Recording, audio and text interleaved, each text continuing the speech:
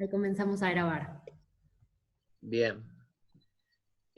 Bueno, la idea de hoy sería, como es la última clase, por lo menos dejar redondeado, definido un poco lo que es el tema del siglo XIX, ¿no? Bueno, teníamos pensado llegar un poco a lo que es el siglo XX, pero por supuesto no vamos a llegar, ¿no? Pero bueno, dejar un poco,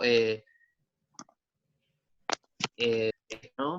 Este, nosotros, la clase pasada, habíamos una introducción a lo que es el arte del siglo XIX, más que nada centrándonos en,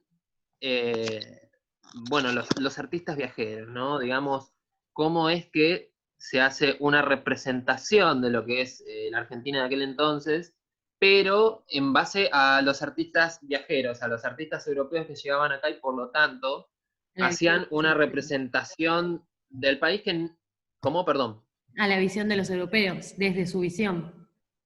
Claro. Por lo tanto, digamos que en cierta medida, digamos que la visión de los cuadros que se veían, por ejemplo, en Pueyrredón, Pellegrini, ¿sí? Eh, de alguna manera estaban limitadas por la, el canon artístico europeo y de alguna manera la visión que se tenía de aquel entonces estaba un poco deformada con respecto a lo que verdaderamente era, ¿no? Argentina, ya sea la parte de la ciudad como del campo, ¿sí? Habíamos hablado con respecto a lo que era el romanticismo, que era el movimiento artístico de aquella época, ¿no? Y que se veía reflejado dentro de las obras, ¿sí? Y a su vez que el romanticismo, con el romanticismo lo que se planteaba también era este, la manera de generar como un vínculo no, como una visión nacional, nacionalista, ¿sí? Conformar lo que vendría a ser ya una visión concreta de lo que era el ser o el imaginario nacional, ¿sí?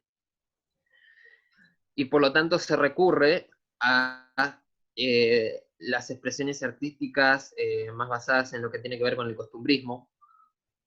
Por lo tanto, vemos como en La Pampa, en el desierto, ¿no? Los pintores empiezan a introducir al gaucho, bueno, ellos le decían el indio, ¿no? Nosotros, obviamente que hoy en día podemos reivindicar esas imágenes y decir, bueno, los pueblos originarios, ¿no? Pero eh, por años siempre se dice como el indio, el aborigen. Bueno, eso ya lo habíamos hablado en una de las clases, el aborigen como el antes del origen, ¿no? Eh, que quiere decir la palabra.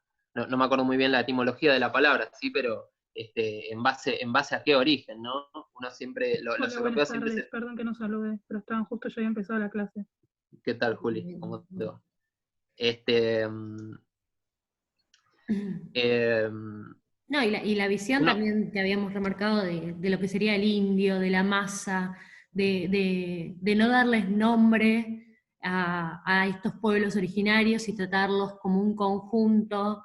En eso íbamos apuntando al, a lo que estuvimos charlando en las clases anteriores.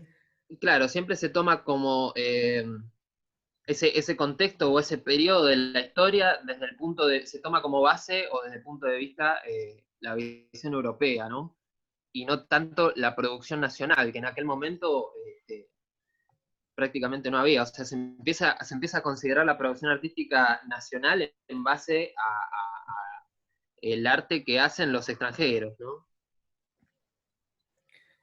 Pero bien, bueno, habiendo establecido ese contexto que vimos la clase pasada, es necesario entender algo que fue fundamental en aquella época y que vendría a, a establecer o a dividir el imaginario nacional en un concepto que se traduce prácticamente hasta la actualidad, que es el tema de civilización y barbarie, ¿no? En realidad es un tema que es mucho más vinculado con la literatura, pero en realidad en el arte, bueno, la literatura también es arte, ¿no? Pero se ve también, ¿sí?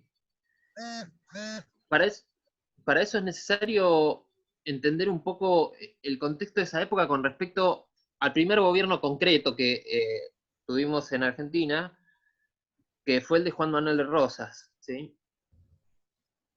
Porque, ¿cómo es que accede al gobierno Juan Manuel de Rosas? Bueno, las primeras décadas del siglo XIX se empezaba había una disputa con respecto al monopolio por el puerto de Buenos Aires, que era el lugar por el cual accedían tanto los inmigrantes como era el centro económico de esta zona de Sudamérica, era como el núcleo económico por el cual circulaban tanto las materias de exportación como también bueno, los inmigrantes, ¿no? Que en muchos casos los propios inmigrantes como esclavos eran como materia de exportación también, importación.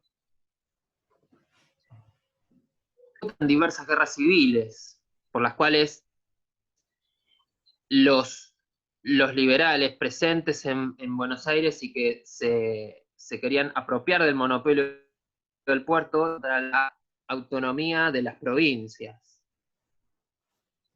generándose una división entre lo que hoy conocemos como la división entre lo que es unitarios y liberales, es decir, entre los que pensaban que el centro del poder tendría que estar, cuyo núcleo tenía que ser Buenos Aires y el puerto de Buenos Aires, y los que pensaban que cada provincia debería tener su autonomía y por lo tanto tener independencia de las actividades económicas, laborales y demás, ¿no? Esta guerra civil, bueno, tiene obviamente saldo de muchos muertos, fue la primera, si se quiere, la primera guerra civil en Argentina, ya establecido como país, ¿no? Después de la guerra de independencia. Y entre otra de las consecuencias, tiene, bueno, el fusilamiento de Massa y los asesinatos no me sale el nombre, de Facundo Quiroga, del asesinato de Facundo Quiroga, lo que termina conformando un contexto propicio para que se le dé a Juan Manuel de Rosas las facultades extraordinarias para que acceda al gobierno. Rosas, El Vengador. es muy importante la figura de Rosas, porque no piense que estamos haciendo una clase de historia, en realidad estamos tratando de ir hacia por qué es que se crean las obras de aquel entonces, ¿no? ¿Qué es lo que sucede con Rosas? Bueno, Rosas es, sobre todo para Sarmiento, ¿no? El modelo de gaucho perfecto, es decir, el gaucho que reúne todas las características de lo que es el ser campesino, digamos, el ser gaucho, ¿no? Y por lo tanto, Rosas genera un vínculo muy importante con las clases populares, con los gauchos y con toda la gente del campo, que es la Con que todo lo que no era consigue... Buenos Aires. ¿Cómo? Perdón. Con todo lo que no era Buenos Aires para Sarmiento.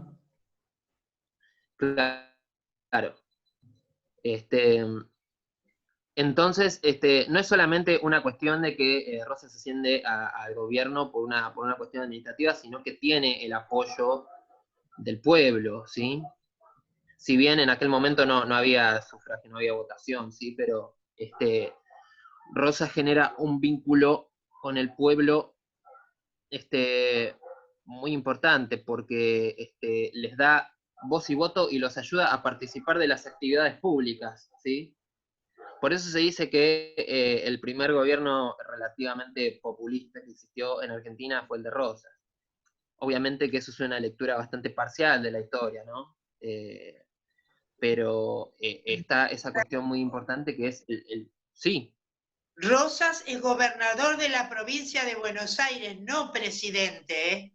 No, claro, sí. No. No había presidentes en aquel entonces, ¿no? No era un cargo por aquel entonces. Porque además, en aquel entonces todavía se estaba conformando lo que era la estructura de una nación. Antes que el gobierno de Rosas, no había modelo de Estado establecido. Todavía se estaba disputando o se estaba conformando un modelo de nación, ¿sí? Y por eso es que se producen esas guerras civiles, justamente por esa discusión de quién es el que tiene que tener el poder, de dónde tienen que venir, las autoridades, los mandatos, quién es el que maneja el país. Y por eso es tan importante el hecho de que entre Rosas al gobierno, porque él, bueno, justamente genera este vínculo con el pueblo, y se genera un contraste muy particular con respecto a la aristocracia de Buenos Aires en aquel entonces, mientras que en Buenos Aires, como habíamos visto en los retratos de Pellegrini, en la clase pasada, que se representaba más bien lo que era la aristocracia,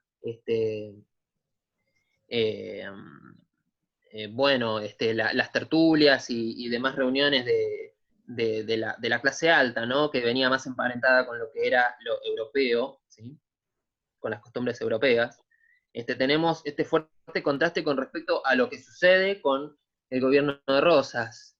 Se le da más libertad y participación pública a lo que son los mestizos, los morenos, los negros, ¿sí? Que también empiezan a realizar sus fiestas, sus fiestas populares y demás en la calle, y en los demás lugares de Buenos Aires y de las provincias, y que esto está mal visto, ¿sí? por los unitarios, digamos, por los que tienen esa visión europea, porque ¿cuál es la diferencia entre la civilización y barbarie? Por un lado tenemos la ideología de la civilización como aquello que es, digamos, el progreso, la luz, ¿sí? El orden, y por otro lado tenemos la barbarie, que es la oscuridad, la anarquía, ¿sí? ¿Cómo? Lo inculto, Exactamente. lo bruto, lo salvaje.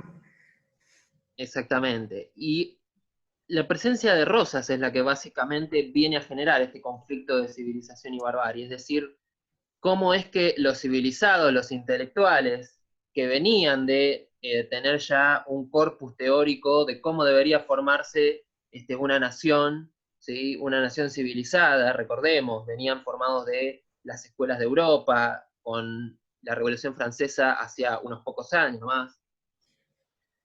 Y este gran contraste con lo que mostraba Rosas, ¿no? El pueblo en la calle, las clases bajas, digamos que para los sectores conservadores, por supuesto que esto era como algo que no estaba bien visto, ¿no? Ellos creían que las políticas de gobierno de Rosas lo que hacían era detener el proceso de civilización, ¿sí?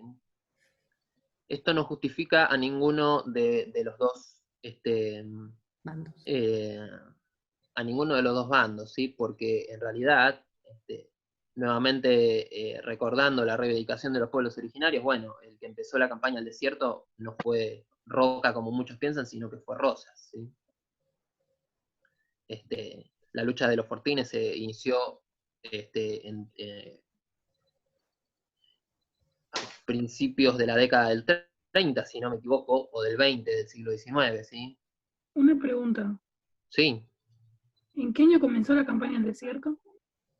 La campaña al desierto aproximadamente, En el 1800. no recuerdo el año concreto, porque en realidad eso no está muy definido en un año. Si nos ponemos a pensar en todo las masacres, digamos, que sufrieron los pueblos originarios, en realidad inició de hace mucho, pero podríamos pensar que a principios de la década del 30, de 1830. En realidad, Los Rosas... historiadores la ponen a la campaña del desierto entre el 1878 y 1888, pero como dice Fran, las empresas venían desde antes. Hay que tener en cuenta Claro, toda la masacre que hubo a los pueblos claro, originarios. Esa fue claro. Sí, sí. Principios de 1830 habían dicho ustedes. Claro, en realidad, según los historiadores, lo que es la denominada campaña del desierto, sí, empieza en los 70, la campaña del desierto, ya es un proceso oficial. Pero ¿qué sucede? Rosas asciende en el gobierno en el año 1922, en el año 1828. Y a partir de ahí, se empiezan a generar las guerras con respecto a la disputa que se realiza entre los sectores, digamos, gauchos, digamos, ya establecidos, y los indios o los originarios, perdón, que quieren recuperar esas tierras que fueron arrebatadas por este avance de los nuevos gobiernos y de la nueva estructura nacional, ¿no? Entonces, de alguna manera, ya las luchas, los combates, las disputas de territorio con los pueblos originarios empezaron desde mucho antes, ¿sí? En el 70 de alguna manera se oficializa, ¿no? Más bien sería... Se oficializa y ocurre una masacre tremenda de intentar exterminarlos del todo, pero hay que tener en cuenta, como dice Fran, que desde que llegan los conquistadores, y tener en cuenta también las otras culturas que fueron invadiendo para conquistar la Argentina, sean los incas o los araucanos, como ejemplos, pero cuando llegan los conquistadores, y esto lo habíamos remarcado en las clases anteriores, por ahí alguna recuerda, que ellos logran hacerse con todo lo que sería la región del norte, pero lo que sería la Pampa y la Patagonia les cuesta muchísimo, porque son pueblos mucho más aguerridos. Entonces, y dieron mucha, no es que no hayan dado, porque esto lo dijimos, no es que no dieron resistencia los pueblos sedentarios, no es que no dieron resistencia, pero les costó muchísimo más ir conquistando lo que sería la Pampa y la Patagonia, y por eso se termina dando lo que sería la campaña del desierto para, de alguna manera, cortar de raíz este problema para lo que sería la nación argentina, después de la independencia y con todas las guerras y demás. Sería como que agarran primero tipo el norte, desde Jujuy hasta, no sé, Córdoba, ponele, y como que después para ir a Patagonia y La Pampa como que les cuesta un poco más. ¿Sería algo así? Claro, sí, les cuesta Claro, muchísimo. claro, sí, nosotros, como habíamos dicho en la clase pasada, en realidad para los artistas o para los europeos, la Pampa, lo que es la Pampa era el equivalente a decir desierto, ¿sí? Entonces la campaña del desierto es de alguna manera, ¿cómo decirlo? Sería como el proceso civilizador, el proceso de avance de la civilización desde, digamos, Buenos Aires como límite hacia el sur, es decir, la conquista de todas las tierras y lo que hoy conocemos como las provincias del sur, ¿sí? En aquel momento todavía no estaban divididas en provincias, todo el desplazamiento de los pueblos originarios hacia el sur, digamos. Esa venía a hacer la campaña del desierto, ¿sí? Por eso la guerra de los fortines se realiza en los límites entre lo que es, Buenos Aires y, las provincias del sur, la Pampa y todo lo que está más para abajo, ¿sí? Para el sur, no es para abajo. ¿Sí? Bueno. ¿Cómo es que bueno, perdón, hasta acá, sí. Un dato de color. Vos que seguramente escuchás fútbol. A Vélez, ¿cómo le llaman? El Fortín. El Fortín. Y era un Fortín hacia la zona del oeste, que hoy queda dentro de la ciudad de Buenos Aires. Después se corre el Fortín a Morón, el Fortín a General Villegas. Perdón, pero no se escucha, yo no lo escucho muy bien, se escucha todo cortado.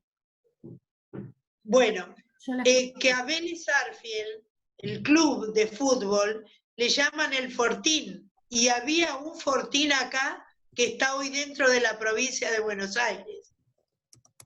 ¿Escuchaste ahora? Bueno, adelante, sí. Franco. Sí.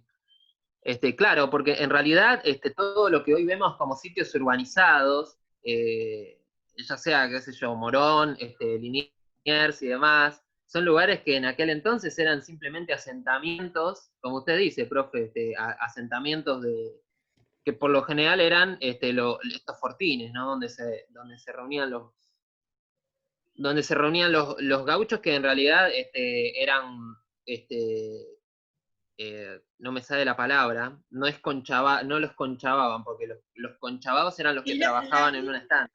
Las líneas de fortines eran las líneas militares que dividían al indio de la civilización. Y estaban lo que llamaban los milicos, que después aparece en el Martín Fierro, donde estaban, ¿se acuerdan que lo llevan? Al fortín, a defenderse de los indios. Donde se dan todas las guerras fronterizas. La frontera entre la civilización y la barbarie. Adelante, Franco, no te interrumpo más. No, al contrario, profe, muchas gracias. Bueno, lo que tiene que ver con el tema de la campaña del desierto es también fundamental en el sentido de la historia argentina, porque marca lo que viene a ser el fin de lo que es la presa del gaucho y del indio. Está bien, o sea, nosotros todavía conocemos gauchos e indios o gente que pertenece a los pueblos originarios, pero por decirlo quizás con una palabra muy chocante, ¿no? Pero son los restos, ¿sí? De lo que quedó, de lo que quedaron de esas culturas en realidad. El indio y el gaucho, como se los conocía en el siglo XIX, ya no existen más, ¿sí? Eso fue gracias a la campaña del desierto, que en realidad, ¿qué era lo que hacían los liberales? Mandaban a los gauchos, los reclutaban como soldados en los fortines, y los mandaban a luchar con los indios y se terminaron matando entre ellos, ¿no? Todo en pos de este proceso de civilización. ¿Cómo se ve esto en los artistas, ¿no? Bueno, claramente, si en la época romántica lo que se quería era mostrar una imagen de cómo era la Pampa, cómo era la vida en Argentina, cómo era la vida en el desierto, también se representaron en las obras estas cuestiones sobre la disputa entre lo que es la ideología de la civilización y la barbarie, ¿sí? No sé si puedo compartir pantalla para poner un... Sí, podés, estás habilitado. Bueno, ¿no? A ver. Hasta ahora, ¿cómo vamos, chicas? ¿Quieren hacer algún comentario? ¿Les gustaría aportar algo a lo que es las temáticas que estamos hablando ahora? Pueden abrir los micrófonos sin miedo.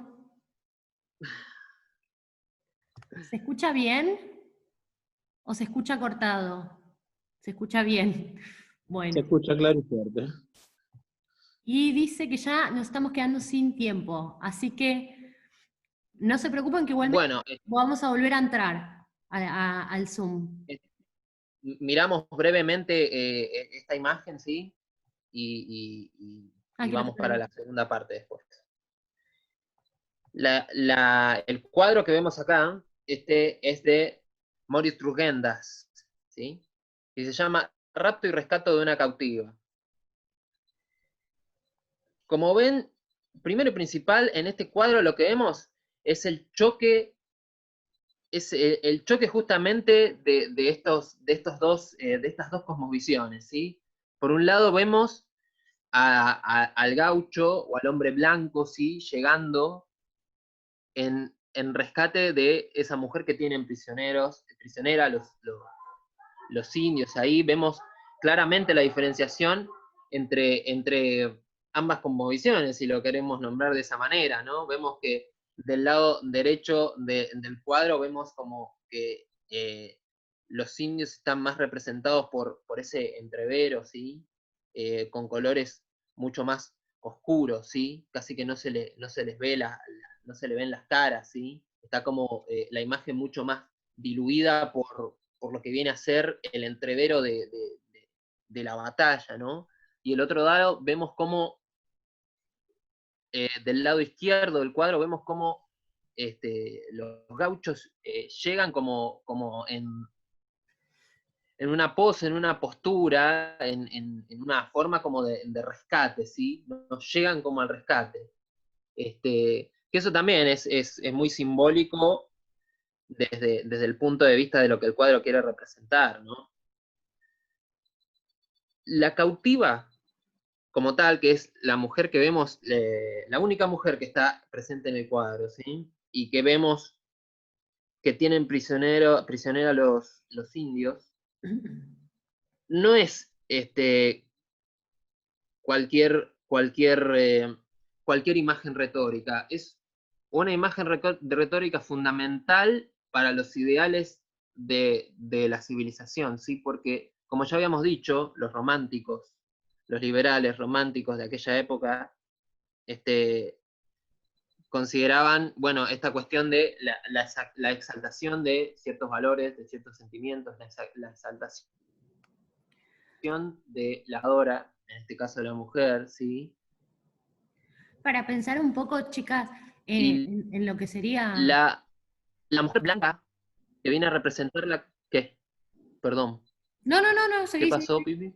No, les La quería mujer... preguntar a las chicas, para relacionar un poco el romanticismo, a ver qué pensaban ellas con esto de exaltar los sentimientos, cómo se puede ver esta característica del romanticismo en esta obra de Rugendas. ¿Qué piensan? ¿Cuál sería la visión de este artista sobre este cuadro, sobre lo que intentó transmitir? Plasmar. Claro.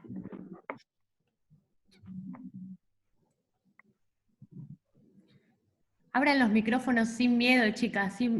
Todas las interpretaciones son válidas, eso es muy importante. Sería como que este cuadro, esta foto que yo veo, está relacionada con la exaltación en la naturaleza y que no depende de sí mismo, como que depende más del ser humano, algo así. Que depende del ser humano, sí. Sí, eso está muy bien. ¿Y la naturaleza? ¿Por qué puntualmente la naturaleza lo marcas en esta imagen? Eso está muy bueno. Como que se relaciona con las pinturas rupestres. ¿Por qué? O sea, para vos, ¿por qué? Desde tu interpretación. Claro, como que va tomando un objeto o una persona y se va como diagramando la pintura rupestre, algo así, ¿puede ser? Podría llegar a ser quizás que... Podría llegar a ser como que, buenas tardes. Hola Emilia, Como que, ¿cómo estás? bien, con frío, mucho frío. Sí. Como que a través como que se intenta contar una historia a través del cuadro, o sea, no es más vale solamente para apreciar, sino que le da un contexto, un marco, o sea, lo ubica en un periodo específico. Puede ser que muestra como la lucha por la libertad, que en este caso sería tipo la libertad de la mujer que viene a defenderla. ¿Cómo es? Los que no son los aborígenes, sería. Los que los aborígenes tienen cautivos. Los blancos, los criollos. Creo. Claro, sí. Sí, son súper aceptables esas visiones. Y están muy buenas, que remarcan muchas cosas importantes del cuadro. Sí, totalmente. Yo rescato muy bien eso sobre cómo viene a hacer una representación sobre el contexto, porque claramente era una situación que se daba en aquel entonces, ¿sí? De todos modos, lo que sí podemos decir es que la imagen del cuadro es totalmente idílica, ¿sí?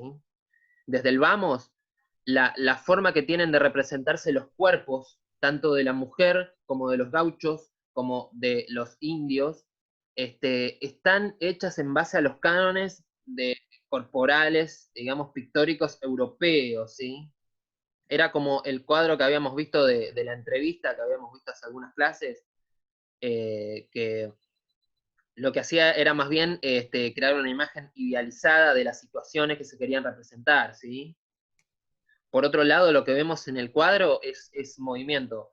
Es decir, obviamente que es un cuadro y que por lo tanto es una imagen estática, pero la misma imagen estática traduce o representa movimiento. El famoso entrevero del malón, ¿sí? de los indios, ¿sí? Pero se traduce en movimiento y vemos una serie de situaciones hacia cada lado que vemos el cuadro, ya sea el gaucho que se acerca, que viene a ser como, digamos, sobre que se focaliza la imagen, ¿sí? El gaucho que se acerca a caballo mirando a la mujer y al indio que la tiene prisionera, ¿sí? Vemos atrás al otro gaucho apuntando con el arma. Si vemos ahí abajo, no queda muy claro si es o un gaucho o uno de los indios que se cae. Yo diría que es uno de los indios que cae del caballo, ¿sí? Es como que la imagen está captada en un momento muy concreto, ¿sí? Vemos también imágenes... ¿Cómo? Perdón. En una acción muy ruda, muy cruda. Y fíjate que están los dos grupos antagónicos, el de la civilización y el de la barbarie peleando en un espacio. ¿Qué color de caballo hay en la parte central? Un caballo blanco. Y desde la simbología de la pintura, el caballo blanco significa triunfo. Por eso se dice el chiste del caballo blanco de San Martín, que en realidad no respondía a los cánones históricos. San Martín no cruzó la cordillera en ningún caballo blanco, pero lo representamos en un caballo blanco. ¿Qué querían los criollos y los extranjeros sacarle al indio? La tierra, ¿verdad? Que la tierra es el signo del útero que da la vida, y entonces los demás le sacaban a la mujer, que es la que da la vida en una sociedad cuando engendra un hijo. Hay una gran metáfora entre lo que le querían quitar, la tierra, y la mujer que engendra hijos que van a ser los nuevos criollos de esta tierra, de lo que sea la futura Argentina. Es decir, se acercan dos realidades simbólicas muy importantes. Por eso es la lucha por la tierra y la lucha por la sociedad y por el espacio. ¿Llegó más o menos? Sí, se entendió perfecto, profe. Bueno, adelante. Sí, precisamente. Quiero cerrar esto porque ya se está por cortar la reunión en menos de un minuto. Que Sí. justamente retomando esto que usted dice, profe, justamente lo que es la cautiva se transforma en una figura retórica que viene a representar a la mujer también, al símbolo de todo lo bello, digamos, al símbolo de la luz, de lo pulcro. Ustedes fíjense, esa mujer blanca, idealizada completamente, ¿sí? Vestida Siendo de ropa. arrebatada. Sí, Comento siendo por parte de arrebatada por... Alejandra, que nos escribe en el chat porque no puede hablar, dice que en cuanto al romanticismo, ella ve en la imagen ese toque de lucha y traje